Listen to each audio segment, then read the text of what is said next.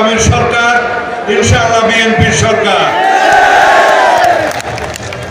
কিছুক্ষণ আগে আমার ভাই মাওলানা ইসলামাবাদী বক্তৃতা দিয়ে গেছেন। তিনি হেফাজতে ইসলাম বাংলাদেশের যুগ্ম মহাসচিবদের একজন আজিজুল হক ইসলামাবাদী। তিনি বলে গেছেন এদেশের আলেম সমাজ বিএনপির সাথে আছে।